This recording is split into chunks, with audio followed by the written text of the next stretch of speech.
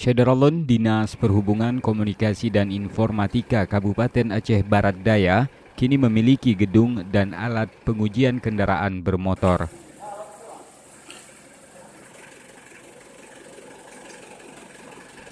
Pasca diresmikan, sedikitnya ada 6 hingga 7 unit kendaraan yang melakukan uji kendaraan.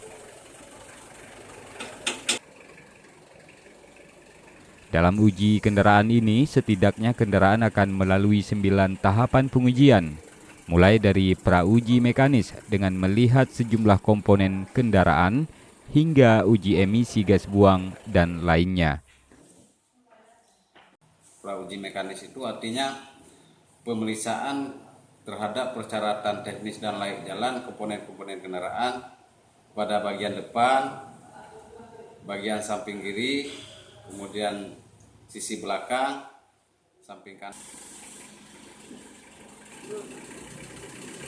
Dari Blang PD, Rahmat Saputra, Serambi On TV.